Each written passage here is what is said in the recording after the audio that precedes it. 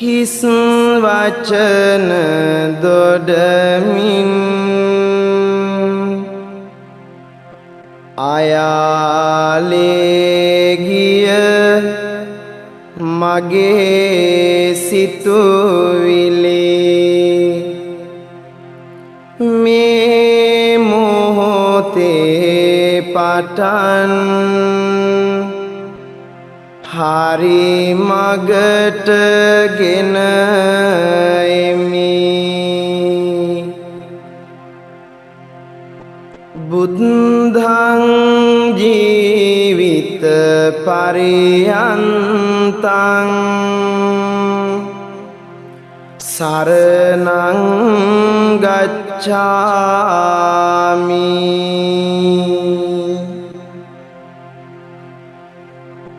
මගේ දිවි දෙවැනි කොට බුදුරජාණන් සරණ යමි සිතනා මොහොතකින් සියලු දුක් නිවී යන ඔබ වහන්සේ සරණ යමි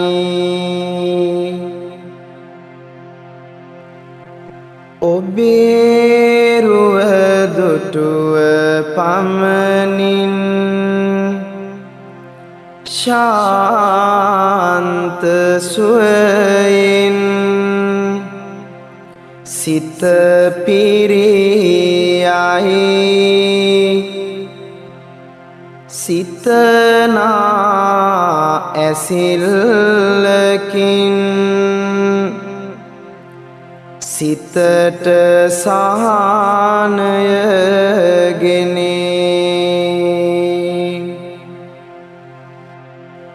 ජීවිතේ දෙවැනි කොට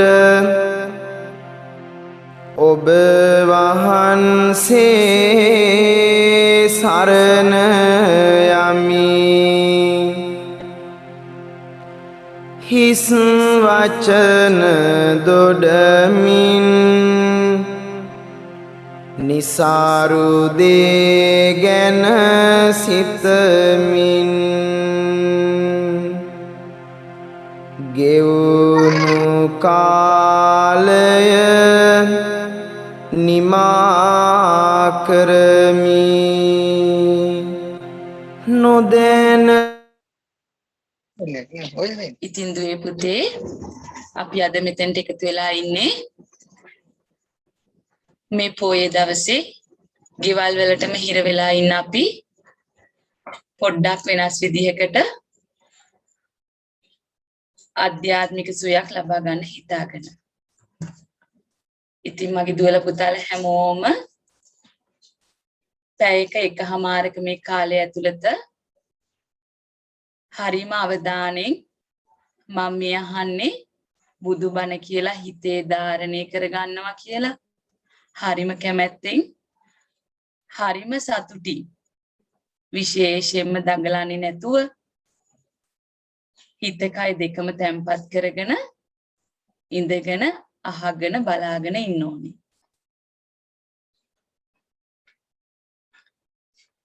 අද පුතේ බිනර පුර පසළොස්වක පොහොය දවස. ඉතින් අද වගේ දවසක තමයි අපේ සම්බුද්ධ ශාසනයේ සිව්වනක් පිරිසම බිහි වෙන්නේ. ඒ කියන්නේ භික්ෂු භික්ෂුණී උපාසක උපාසිකා කියන සිව්වනක් පිරිසම අඩු නැතුව සම්පූර්ණ වෙන දවස අද. ඒ කිව්වේ අපේ තිලෝගුරු අමාමෑණී තථාගත සම්මා සම්බුදු බුදු පියාණන් වහන්සේ භික්ෂුණී ශාසනය ආරම්භ කරන්න අවසර දුන්නේ අද වගේ දවසක. ඉතින් දුවේ පුතේ එහෙමනම් මේ වගේ පින්බර පොය දවසක අත් දෙක බැඳගෙන එක විදිහකට ඉඳගෙන මගේ දුවලා පුතාලා මම මේ කියන ටික අහන් ඉන්න ඕනේ.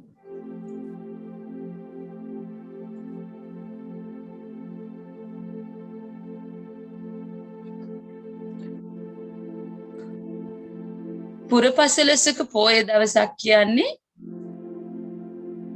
අපි විශේෂයෙන්ම පන්සල් ගිහිල්ලා ආගමික වතාවත් කරලා අපි කලබලකාරී ජීවිතයෙන් මිදිලා හිතට සැනසෙල්ල ලබා ගන්න දවස. හැබැයි ආදරණීය දුවේ පුතේ අවාසනාවකට අද අපිට පන්සල් යන්න විදියක් නැති වෙලා. ලෝකෙම බයටපත් කරලා තියෙන මේ කොරෝනා වසංගතය නිසා අද අපි ගෙයින් එළියට යන්න විදියක් නැතුව කොටු වෙලා.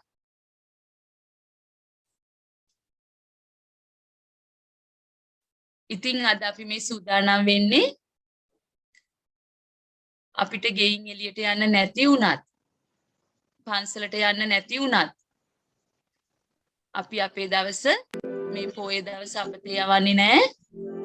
අපි කොහොම හරි අද දවසේ වටිනා යමක් කරගන්නවා.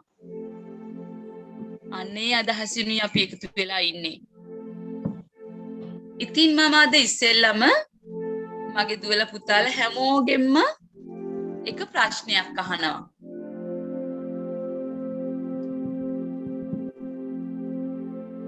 ඔයාලා හැමෝටම ආගමක් තියෙනවද?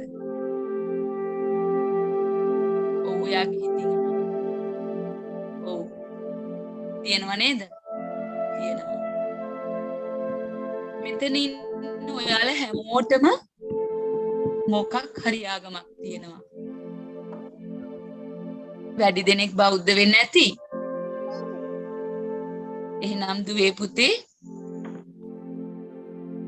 මට කියන්න මොකටද ඔයාට ආගමක් තියෙන්නේ? ඇයි මේ ආගමක් නැතුව අපිට බැරිද?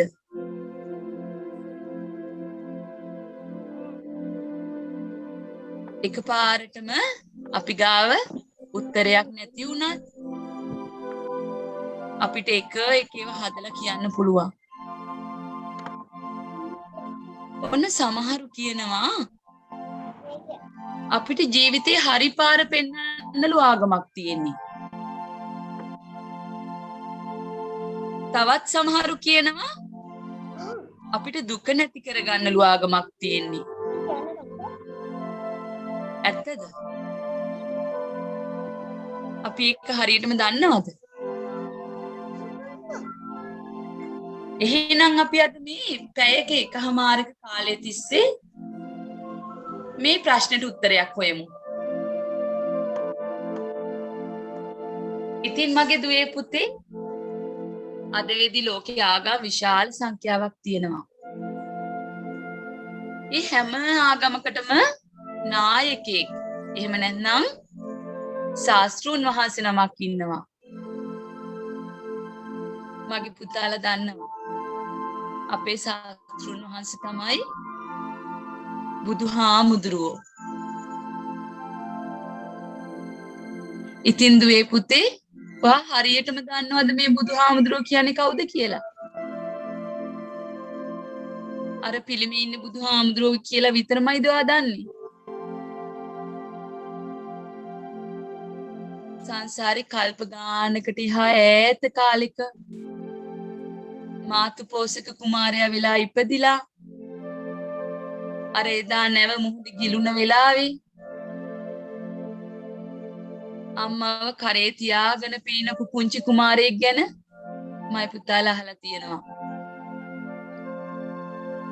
එදා මගේ පුතා බුදු වෙන්න ඕනේ කියලා ඒ අම්මා කියපු ඒ ලස්සන වචන ටික හිතේ තියාගෙන මේ සංසාරේ කවදා හරි දවසක මම බුදු වෙනවමයි කියලා මහා අදිෂ්ඨානයකින් පෙරුම් පිරුවේ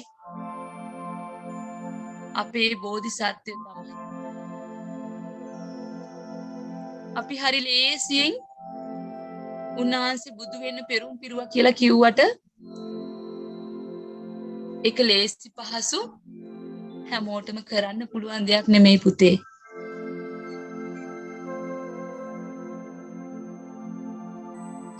කන්න නැති මිනිස්සෙක් ගෙදරට ඇවිල්ලා අද මට ඔයාගේ බත් එක දෙනවද කියලා ඇහුවොත් අපිට මොන වගේ හිතක්ද ඇති වෙන්නේ? මෙන්න කියලා දෙන්න පුළුවන්ද ඔයාට? අපිට එන්නේ තරහක් නේද? ඒත් මගේ දුවේ පුතේ ඔයා දන්නවද? අපේ බුදුහාමුදුරුවෝ අපි වගේ නෙමෙයි. උන්වහන්සේගේ නිකලස් හද මඩලේ බෝධිසත්වයෝ විදියට පෙරම් පුරන කාලේ පවා රාග, ද්වේෂ, මෝහ ඒ කියන්නේ තරහ, වෛරය වගේ නරක සිතුවිලි ඇති උනේම නැති තරම්. කවුරු හරි ඇස් නොපෙනෙන අන්ධ මිනිස්සෙක් අපේ ගෙදරට එනවා. අපි යාගෙන් අහනවා මොනවද ඔයාට ඕනේ කියලා. අනේ දුවේ පුතේ, අනේ මහත්තයෝ, පින් සිද්ධ වෙයි. ඔයා නිවන් දකි. මට පෙනීම ලබා දෙන්න ඔයාගේ ඇස් දෙක දෙන්න පුළුවන්ද? ඔයාගේ ඇස් දෙක දුන්නොත් දොස්තර මහත්තයා මාව හොඳ කරනවා කිව්වා. එහෙම කිව්වොත් ඔයා දෙනවද ඔයාගේ ඇස් දෙක?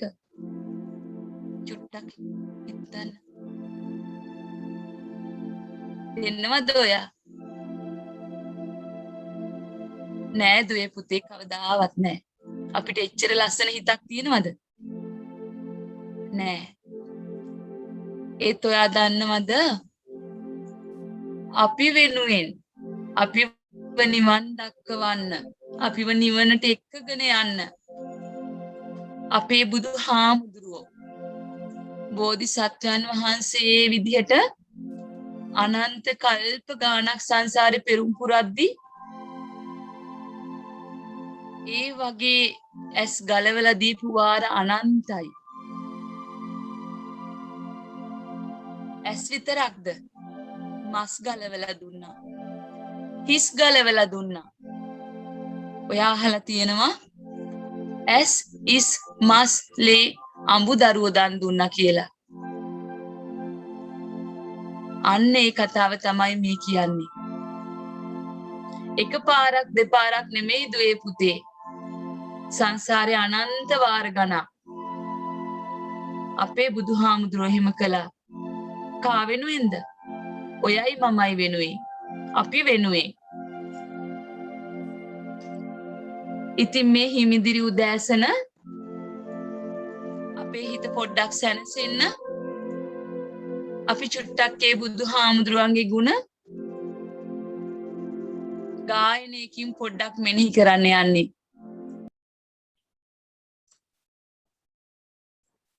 උන්වහන්සේ තමන්ගේ අමුදරුවෝ, තමන්ගේ ගේ දුර වතු පිටි සියලු දේවල් කිසිම තරහ හිතක් නැතුව දන් දුන්නා. එහෙම පාරමිතා පිරුවේ අපි වෙනුවෙන්. අනේත් අපි ඒ කාලේ ඉපදිලා ඉන්න ඇති. බුදුහාමුදුරුවන්ට එක දන් හැන්දක් බෙදන්න අපිට බැරි වුණානේ. අපි අහමු. බුදු සමිඳුගේ නිතින් ගලා කරුණාදහර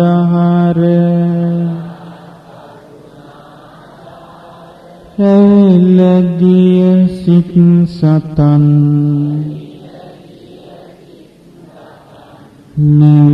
නිවිසනසී ගියා එකම බණ පදනුත් ගලානන රැස් දහර අඳුරු ජීවිත පුරා එළිය විහිදී ගියා දුගී පැල්පතේ හෝ බමුණු සිටු කුලේ හෝ දුකින් මුදවා ගන්ට බොහෝ දුර වඩිනවා මහවැස්සේ තෙමෙනවා හිරු රැසින් දැවෙනවා කුසගිනිද දැනෙනවා බුදු සමිඳු වඩිනවා මිහිරි බණ දෙසන විට අමා ගඟ ගලනවා කන්‍යමා අසන විට සිත සෝක නිවෙනවා ගුණ නුවණ වැඩෙන විට සසර දුක ගෙවෙනවා බුදු ගුණය සිතන විට නිවන් සුව දැනෙනවා වඩින විට පිඬ සිඟා නිකලුම් බිමයමා බෙදන්නට දන් පිඬක් අනේ මට බැරි වුණා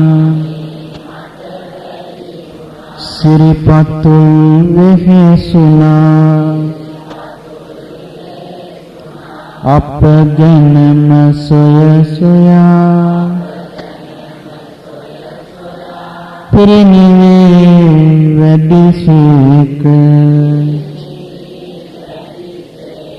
මගේ සම්බුදු පියා බුදුනට බලාලෝ සිතේ දුක නිවාදුන් බුදුන් ගලා මිහිරි දම් අමාදුන් බුදු ගුණ සදා සිත සනසීම ලබා දුන් බුදු සරණ යමු අපිත් පිළිසරණ සදා දුන් හිරු උදාවනු මිසක අඳුරෙන්නට එපා දෙපා පැටලුන විටක බිම වැටෙන්නට එපා ජීවිතය කිසි දිනක නොමග යන්නට එපා බුදු සමිඳු නැති ලෝක කිසි දෙයක් මට එපා සිත මගේ සනසිලා නරක දේ දුරු වෙලා පිපුන කුසුමක් ලෙසේ ලොව සුවඳ කෙරේවා නිහඬ වන ගුහාවක සොඳුරු හුදකලාවක බුදු සිතක ඇති සුවය මහදටත් දැනේවා තණ්හාව දුරු වෙලා දුක මගේ නැති වෙලා සදාකාලික අමා නිවන් සුව ලැබේවා සදාකාලික අමා නිවන් සුව ලැබේවා සදාකාලික අමා නිවන් සුව ලැබේවා සදාකාලික අමා නිවන් සුව ලැබේවා. අපේ එකම ප්‍රාර්ථනයත් ඒක නේද? සදාකාලික අමා නිවන් සුව ලැබේවා. ඉතින් පුතේ ප්‍රාර්ථනයකින් විතරක් අපිට මේක කරන්න පුළුවන්ද? නෑ. එහෙනම් අපි අයත් අහන් ඉමු.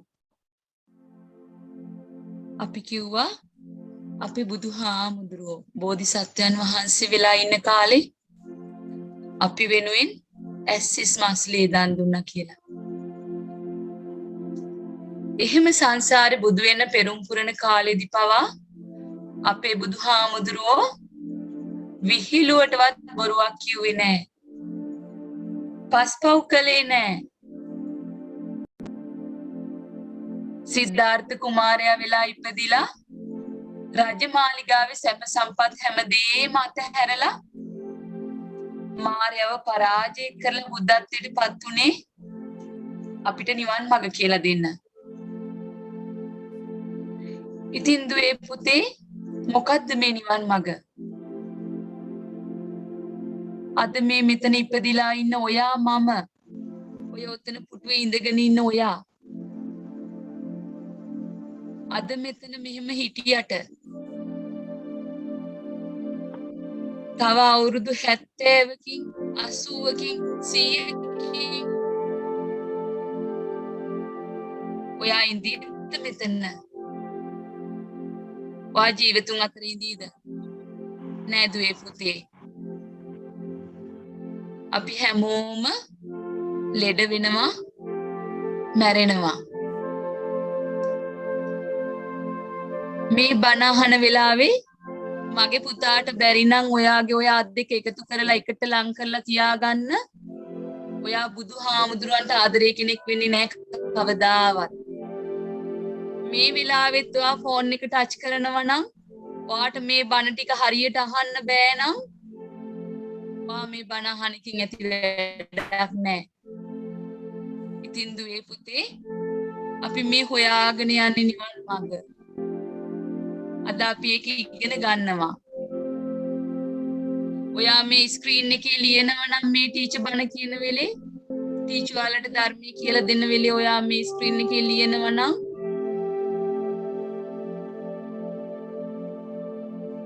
ඔයා අපායට යන දවසක ඒක හේතු වෙයි. මොකද ඔයා නිග්‍රහ කරන්න මේ බණ පදවලට. ඉතින් දුවේ පුතේ අද අපි මේ මෙතන හිටියට මැරිලා ගිහිල්ලා බැල්ලියගේ බඩේ ඉපදුනොත් ඔව් එහෙම වෙන්න බැරිද? පුළුවන්. එතකොට අපිට කතා කරලා වත් ටිකක්වත් ඉල්ල ගන්න පුළුවන්ද? බෑ නේද? ඉතින් අපි සංසාරේ මෙන්න මේ වගේ අනන්ත වාර ගණන් සතර අපායේ වැටිලා දුක් විඳලා තියෙනවා. එක තිරිසන් සත්තු වෙලා ඉපදිලා අනන්ත දුක් විඳලා තියෙනවා. කන්න නැතුව මැරිලා තියෙනවා. කොරෝනා වගේ මහා භයානක ලෙඩ රෝග හැදිලා අපි මැරිලා තියෙනවා. හැබැයි අපිට ඒව පේන්නේ නැහැ. අපේ බුදුහාමුදුරුවෝ ඒක දැක්කා. අපේ මේ සංසාරේ කෙලවරක් නැති මහා භයානක ගමනක්. උන්වහන්සේ දැක්කා අපි ඉපදී මැරි යන හැටි. ඉතින් උන්වහන්සේ මේ හැම දුකකින්ම අපිව ගලව ගන්න ක්‍රමය මොකක්ද කියලා හෙව්වා. අපි වෙනුයි. ඔයයි මායි වෙනුයි. ඒකට තමයි උන්වහන්සේ පෙරුම්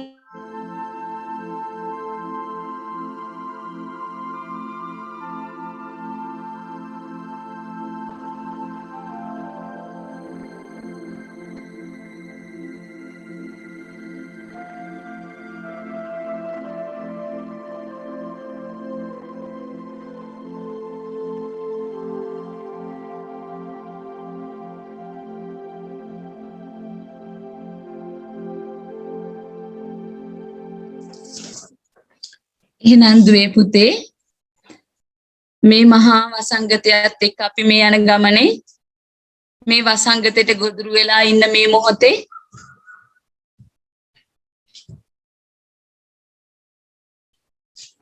මීටත් වඩා බුදුබණ අහන්න බුදුබණ දරා ගන්න වෙලාවක් අපිට ආයෙම ලැබෙයිද?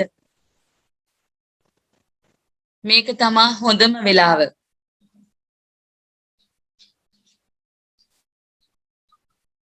ඉතින් මම පුංචි උදාහරණයකින් කතාව පටන් ගන්නම්. අපිට ගණනක් හදන්න තියෙනවා කියලා හිතන්න.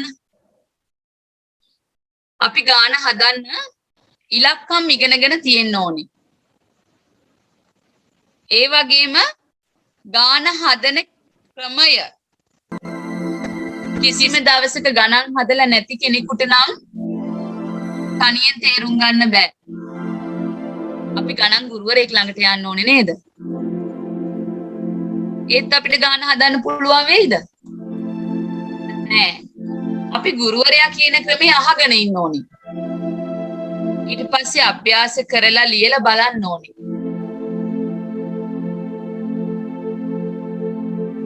මේ ටික හරියටම කරොත් විතරයි අපිට ගාන හදා ගන්න පුළුවන් වෙන්නේ. නිවන් දකින්නවා කියන එකත් මෙන්න මේ වගේ. ලෙඩ වෙන මැරෙන එක නවත්තන්න කියන ගමනේ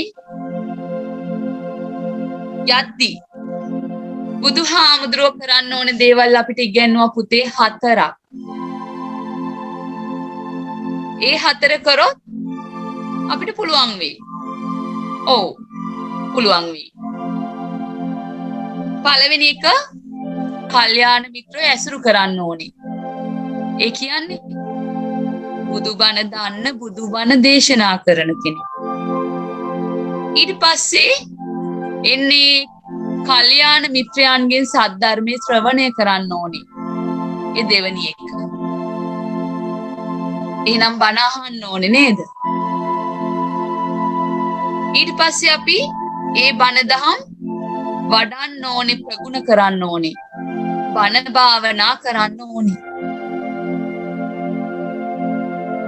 ටිකක් අමාරු වැඩක්ද ටීචර් කිව්වේ භාවනා කරන්න. ඔව් අද අපි ඒකත් ඉගෙන ගන්නවා.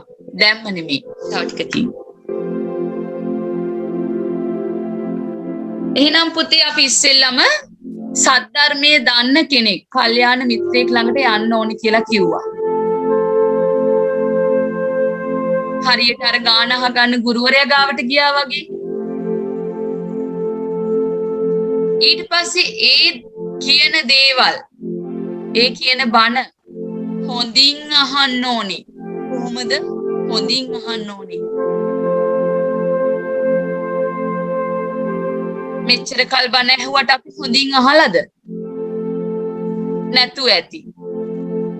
හොඳින් ඇහුවනම් අපිට ධර්මයේ ටිකක් හරි අවබෝධ වෙලා තියෙන්න ඕනේ නේද? ඔව්. එහෙනම් තුන් ලෝකෙම ඉන්න හොඳම කල්යාණ මිත්‍රයන් වහන්සේ තමයි අපේ බුදුහාමුදුරුවෝ. ඊළඟට උන්වහන්සේගේ ශ්‍රාවක සංඝ රත්නය. ඉතින් මගේ අමා මෑණි සම්මා සම්බුදු පියාණන් වහන්සේ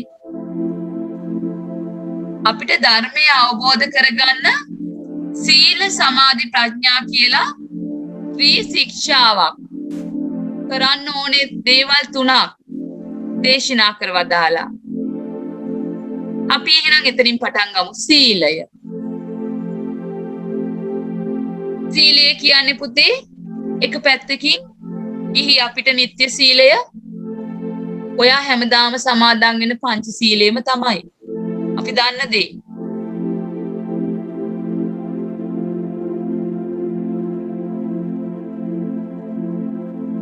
මෙතන ඉන්න අපි හැමෝම විහිළුවට හරි දවසට එකපාරක් බොරුවක් කියනවද නැද්ද? විහිළුවට කිව්වත් බොරුවමයි. ඒ වගේමයි නොදුන් දෙය ගැනීම සොරකම. කිසිම දාක අපි කරන්න හොඳ නෑ. මොකද මේ බොරුවට මේ සොරකමට පුළුවන් අපිව අපායට එක්කගෙන යන්න. ඔයා රහ බලන්න කියලා හරි පුතේ. අවද හරි අරක්කු ටිකක් සිගරට් එකක් බොනවා නම්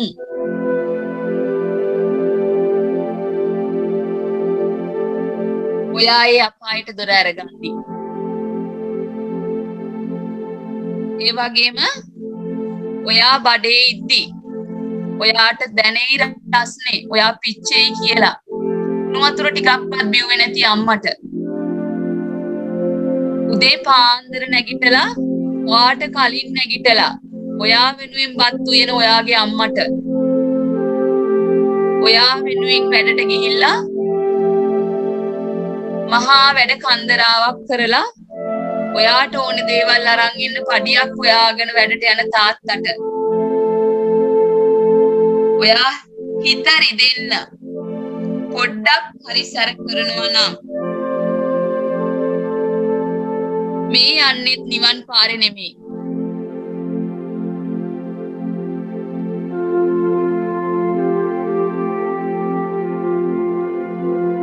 එහෙනම් මගේ දුවේ පුතේ ඔයාට හිතේ පුංචිම පවක්වත් බෑද? පුංචිම පවක්වත් බෑ. ඇයි අපිට නොකර ඉන්න බැරිද? ඔයා කියයි මදුරුව අපිව කයවොත් ඩෙන්ගු හැදෙයි නේ කියලා. ඔයාට පුළුවන් ඒ මදුරුවව පිඹලා අයින් කරන්න. හැබැයි ඔයා ඒ මදුරුවව මැරුවොත් ඩෙන්ගු හැදුනත් නැතත් ඔයා සත්ව ඝාතනය කියන අකුසල කර්මයේ විපාකයට දවසක වන්දි ගෙවනවා අපායට යයි.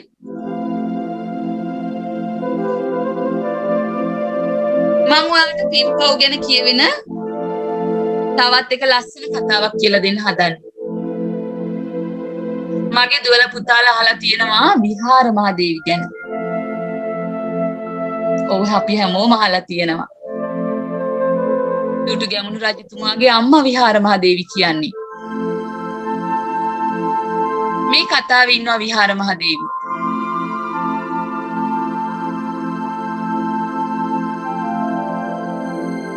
එක්තරා කාලයක මේ විහාර මහදේවි වැඩ ඉන්න කාලේ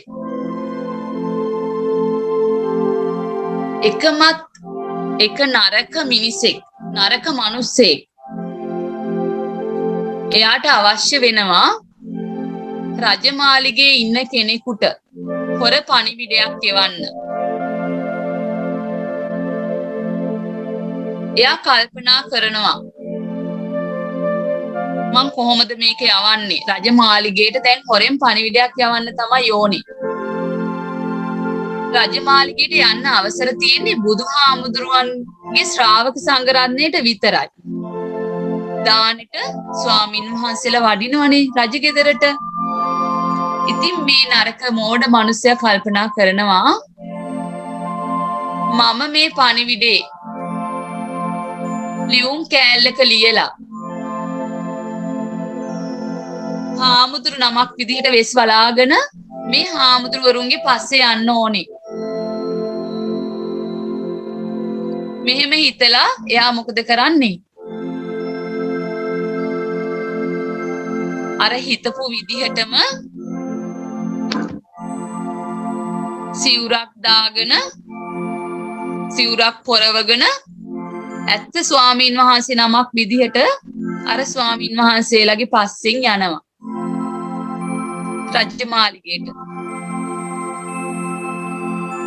ඉතින් මෙයාට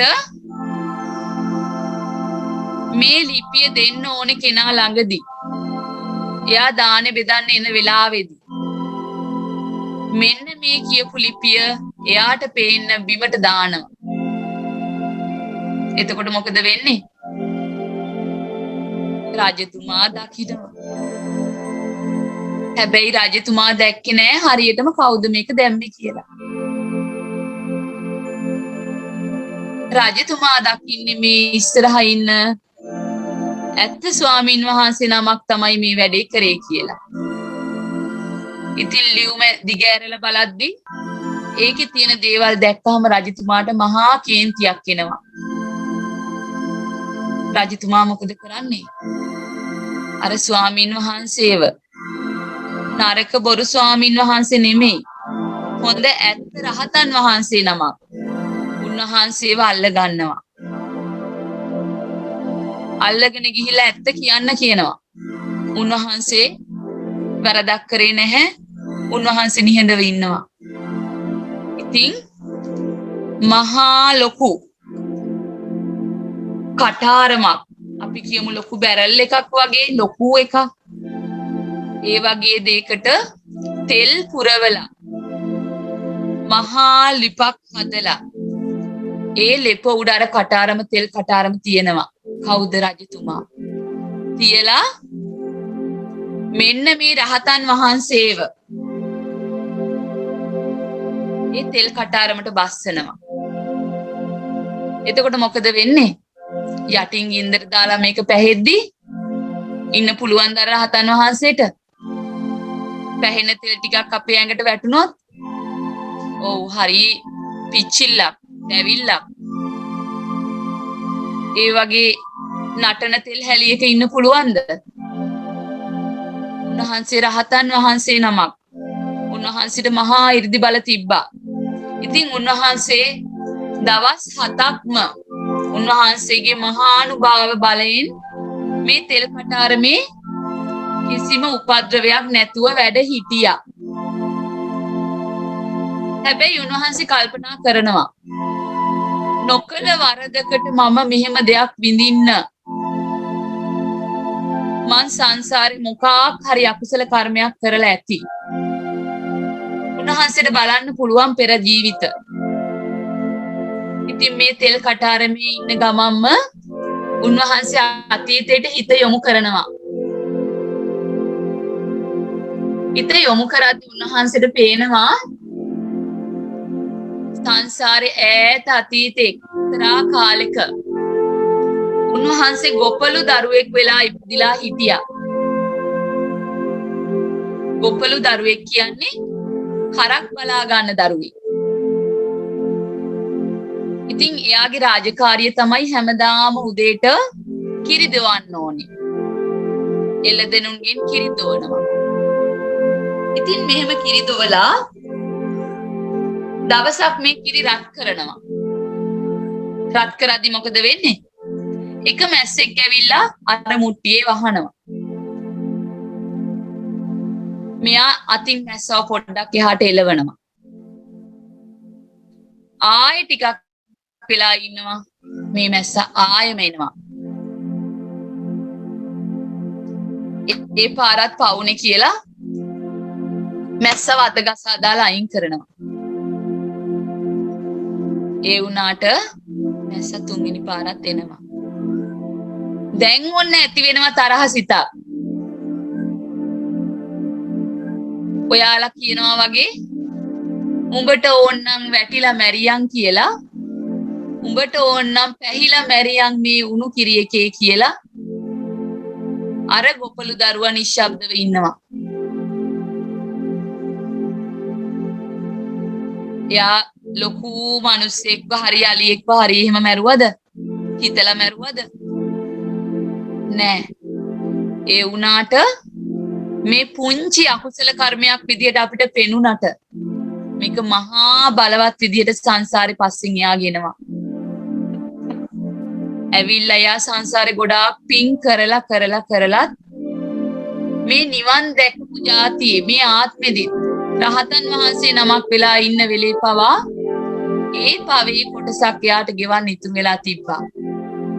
ඉතින් ඒ කර්මයට අනුව ඒක තවත් ලොකු වෙලා පටිසන් දුන්නේ කොහොමද? එයා තෙල් කටාරමක පැහෙන විදිහට. ඉතින් උන්වහන්සේ ඒ විදිහට මේක මෙනෙහි කරලා මේ කර්මය මා ගෙවා දැමිය යුතුයි කියලා එතනම රහතන් වහන්සේ නමක් විදිහට ජීවිතය අවසන් කරනවා. ඒකේ තවත් කතාවක් තියෙනවා. මේ රහතන් වහන්සේ නමක්ව නොදැන හෝ ඝාතනය කළ පවට මුහුද ගොඩ ගැලුවයි කියනවා. ඉතින් එදා තමයි අර පඬිවරු කියන්නේ රජ පවුලේ කෙනෙක් මුහුදට බිලි දුන්නොත් තමයි මේ පවෙන් ගැලවෙන්න පුළුවන්. මගේ පුතාට ඒ කතාව මතක ඇති. ඉතින් අන්න ඒ විදිහට තමයි විහාර මහදේවිව ගුරුවක් හදලා නග්ගලා මුහුදට බිලි කරලා යවන්නේ. ඉතින් දුවේ පුතේ ඔයාට තේරෙනවද පුංචි පවක බරපතලකම? එහෙමනම් අපිට නිවන් දකින්න අපි කරන මේ පුංචි පව පවා ඉඩ දෙන්නේ නැතුව හරහට ඉන්නවමයි. ඒ නිසා පුංචිම පවක්වත් කරන්න එපා. ඒක තමයි සීලය. අපි එහෙනම් සිල් රකින්නවා කියලා සුදු රෙද්දක් ඇඳන් ඉන්නවා කියන එක නෙමෙයි සීලය. අපේ හිත, කය, වචනය තුන රැක ගන්නවා කියන එකයි සීලය. ඔයා දවසට මෙච්චර කල් බොරුවක් කිව්වනම් අද ඉඳන් ඒ බොරුවත් නවත්තන්න.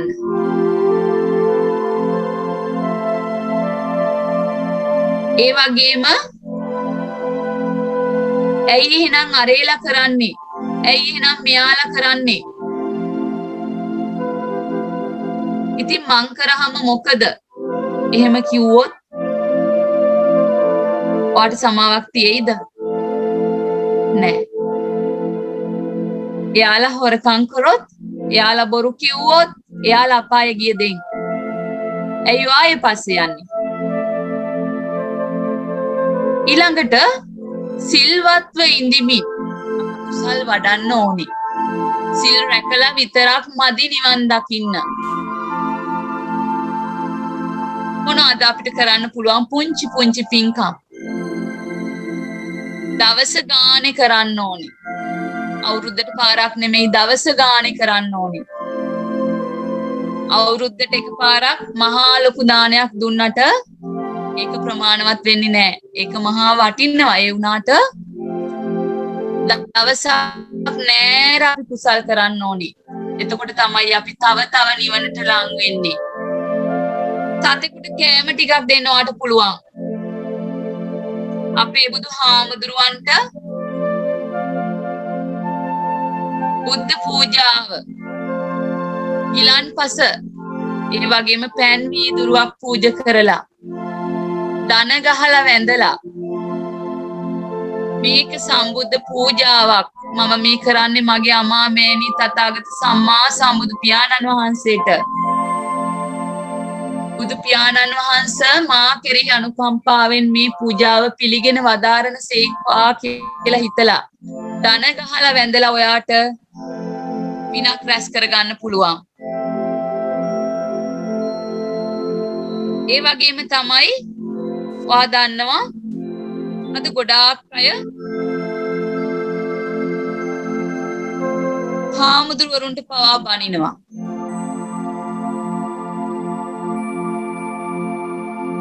සමහර හාමුදුරුවෝ දුස්සීල වෙන්න පුළුවන්. උන්වහන්සේ වැරද්දක් කරනවා නම් චීවරය දරාගෙන ඒ පව උන්වහන්සේ ගෙනියයි. හැබැයි කිසි දවසක මගේ දුවේ පුතේ ඔයා සංඝ රත්නයට බනින්න එපා. මොකද බුදුහාමුදුරුවෝ දේශනා කරලා තියෙනවා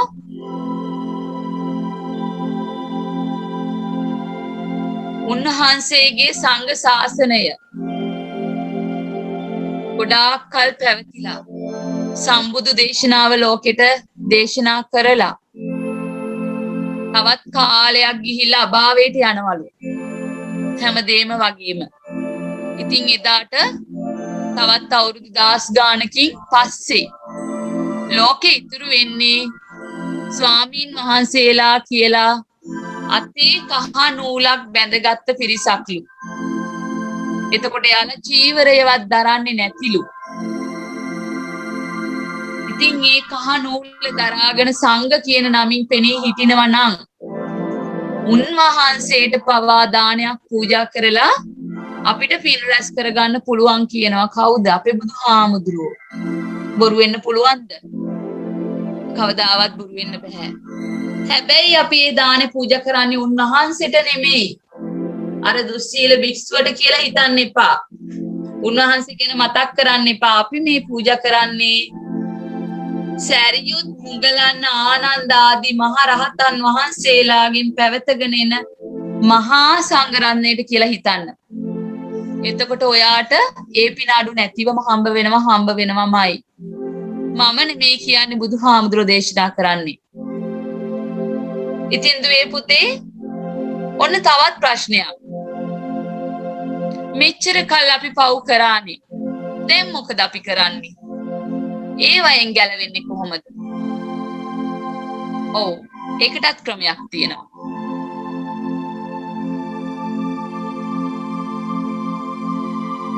මෙච්චර කල් පව් කළත් ඔයාට අද පුළුවන් සදහටම මම එතනට තිත තියෙනවාමයි. ආයෙම මම එකම එක පවක්වත් ඒ විදිහට කරන්නේ නෑමයි කියලා අදිෂ්ඨාන කරගෙන බුදුහාමුදුරුවෝ ඉස්සරහා වැඳලා සමාව ගන්න. මෙතෙක් දැන හෝ නොදැන මම කරපු සියලු වරදට මට සමාව දෙන්න. මට සමාවන සේක්වා කියලා සමාව ඉල්ලන්න. හැබැයි එතනින් පස්සේ ඔයා පව් කරොත් ඒ සමාව ලැබෙන්නේ නැහැ. ඔයා දන්නවා අඟුලිමාල මහරහතන් වහන්සේ. උන්වහන්සේ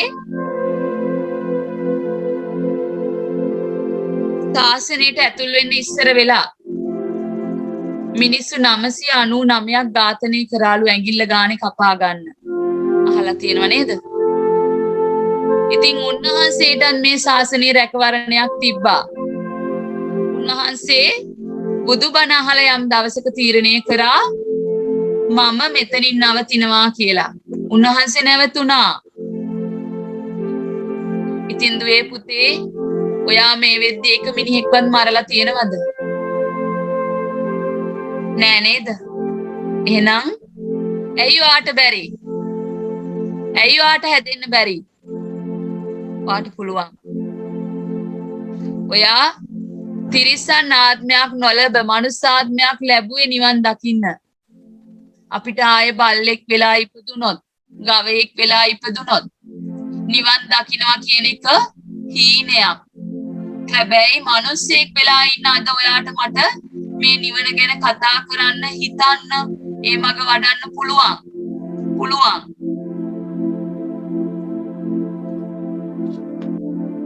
එහෙමනම්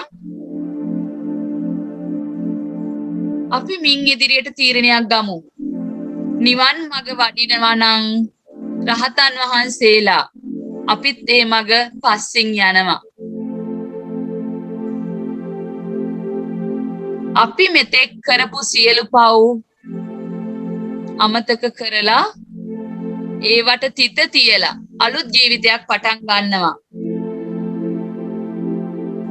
අද ඔයා ඒ තීරණය හරියට ගත්තොත් හෙට ඔයා ලෙඩකින් දුකකින් කොරෝනා හැදිලා මැරුණත් ඔයා නරක තැනක ඉපදෙන්නේ නෑමයි.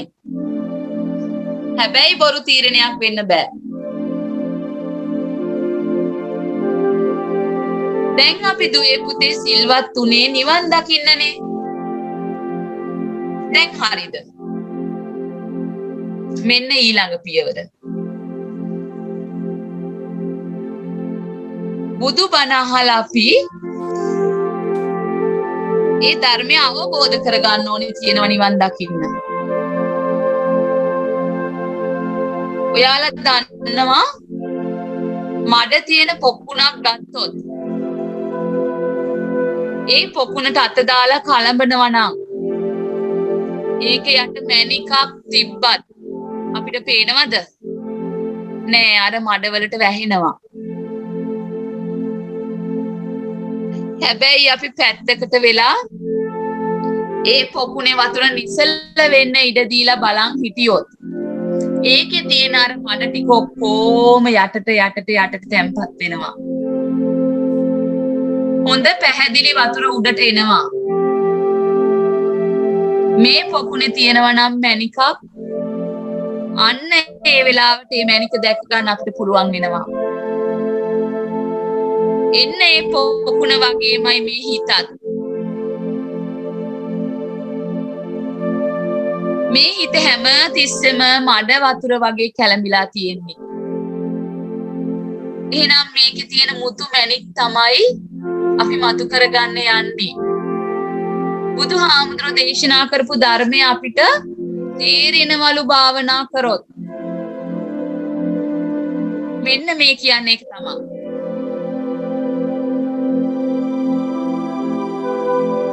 මොකද්ද මේ අපි කැළඹිලා කියන්නේ? අපි ජීවත් වෙනවා කියන්නේ දුවේ පුතේ හැම තිස්සෙම මේ ඇස් දෙකට අපි රූප බලනවා. කන් දෙකට ශබ්ද අහනවා. නහයට ගඳ සුවඳ ගන්නවා. දිවට රස ගන්නවා. අපේ මේ ශරීරයට හැමත සීතල උණුසුම වගේ දැනීම් ගන්නවා. අපේ හිතට එක ඒවා එනවා, සිතුවිලි එනවා. මෙන්න මේ ක්‍රියා 6. ඇහෙනවා, පේනවා, ගඳ සුවඳ දැනෙනවා, රස දැනෙනවා. මේ හැමත රස්න සීතල දැනෙනවා, හිතෙනවා. මෙන්න මේ ක්‍රියා 6 මාරුවෙන් මාරුවට පරිහරණය කරන එකට තමයි අපි ජීවත් වෙනවා කියන්නේ. ඉතින් අපිට මේ අත් දෙක එක විදිහකට එක පොඩ්ඩක් තියාගෙන ඉන්න බෑ. බණ අහද්දී නම් හරි කම්මැලි. හැබැයි ලස්සන සින්දුවක් අහලා නටන්න තිබ්බොත් අපි හරි කැමති. අපේ මේ හිත හැම තිස්සෙම අපි වදින්නේ නිවනටද? නෑ, හිත කියන්නේ නිවන් දකින්න ඕනේ නෑ. අපි තාම මැරෙන්නේ නෑ. හිත කියන්නේ එහෙමයි. හැබැයි ඒක ඇත්තද? ඒක බොරුවක්. එහෙමනම් අපි පුංචි භාවනාවක් කරලා හිත එකතෙන් කරගන්න යන්නේ.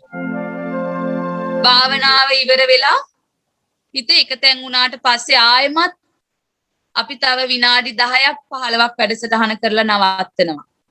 කවුරුත් යන්න එපා. එහෙනම් හැමෝම පුළුවන් නම් කොන්ද කෙලින් තියාගන්න. අත් දෙක එක විදිහකට තියාගන්න. අයියට නංගිට මල්ලිට කරදර කරන්න එපා. ඇස් දෙක වහගන්න. මේ මගේ බුදුහාමුදුරුවෝ කියපු බණ මං අහන්නේ මම අද මගේ හිත එකතෙන් කරගෙන භාවනාව ඉගෙන ගන්නවා කියන අදිෂ්ඨානේ මේ කියන ටික හොඳට අහගෙන ඉන්න. ඔයා අද මෙතනදී තව කෙනෙකුට භාවනාව කැඩෙන විදිහට වැරද්දක් කරනවා නම් ඒක ලොකු පවක්. එක මතක තියාගෙන අපි දැන් සූදානම් වෙන්නේ මේ බුදුගුණ භාවනාවට සවන් දෙන්න.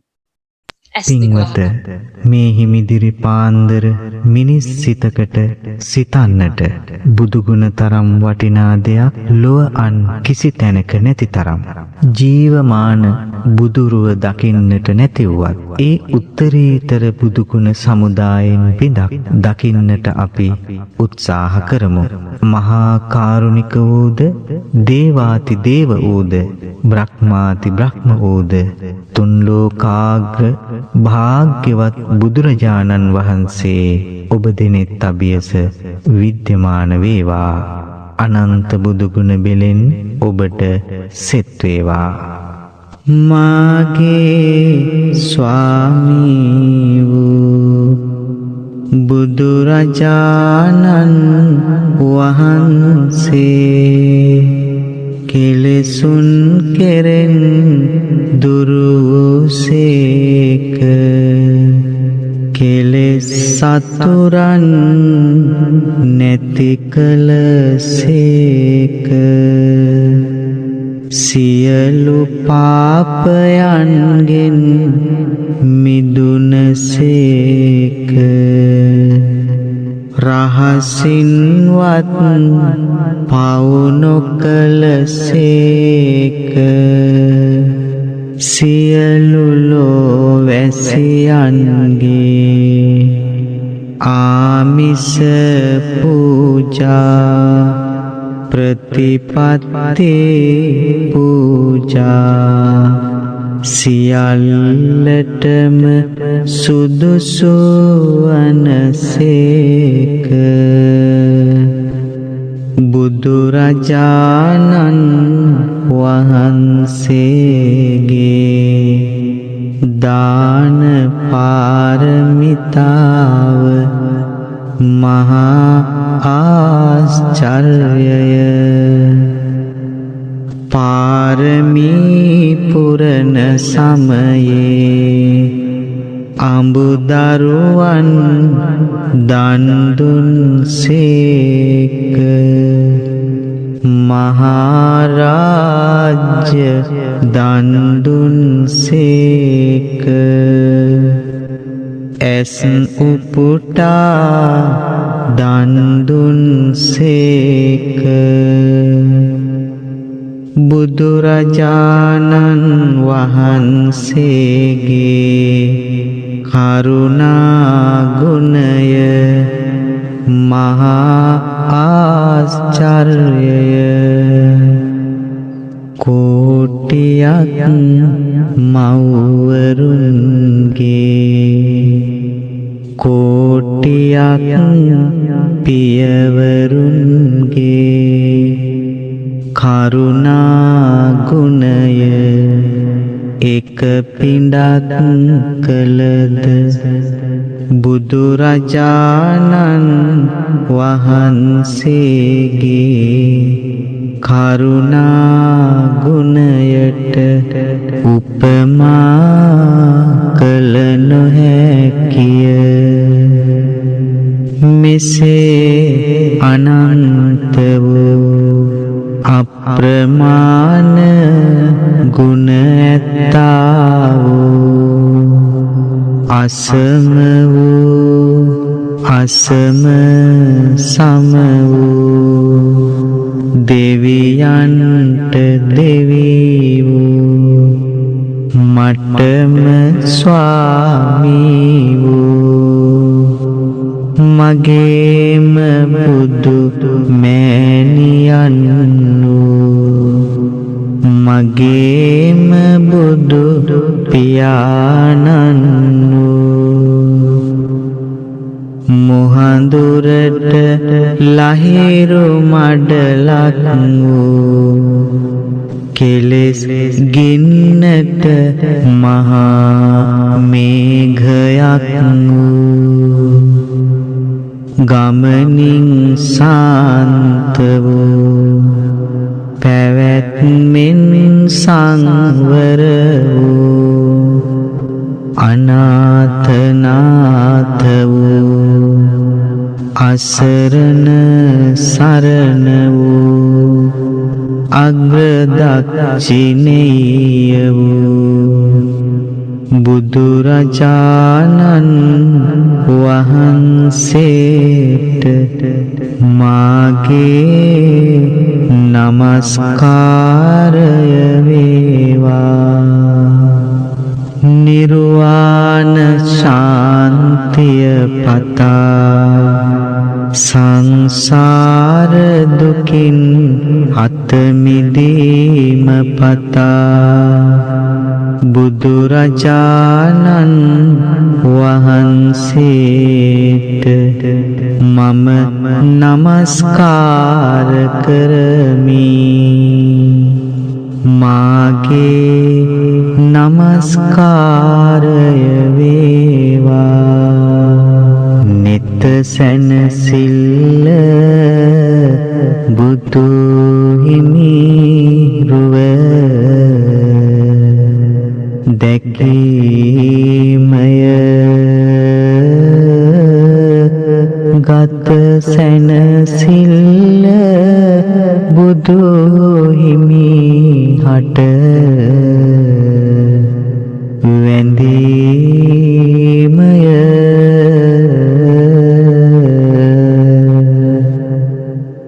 සිත සැනසිල්ල බුදු හිමි ගුණ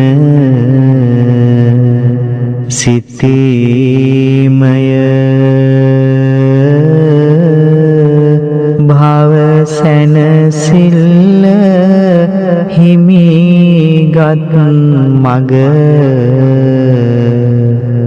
ගැනීමය.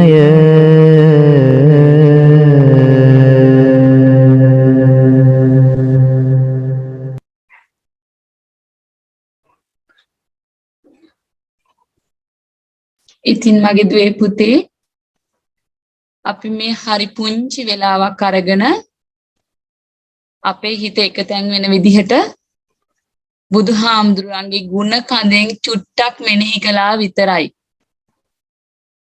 භාවනාව කියන්නේ මීට වඩා ගොඩාක් අපේ හිත එකතැන් වෙන තවත් ගැඹුරින් ගැඹුරටම යන්න පුළුවන් දෙයක්. ඉතින් අපි මේ සීලයෙන් අපේ හිත කය සංවර කරගෙන ඊට පස්සේ පින් දහම් කුසල් දහම් කියන ටික අපේ ජීවිතයට ලං කරගෙන එතනින් එහාට නිවනට යන පාරේ භාවනාව කියන එක මොකක්ද කියන එක තමයි පොඩ්ඩක් හරි අපිට දැනෙන විදිහට අරගන්න බැලුවේ.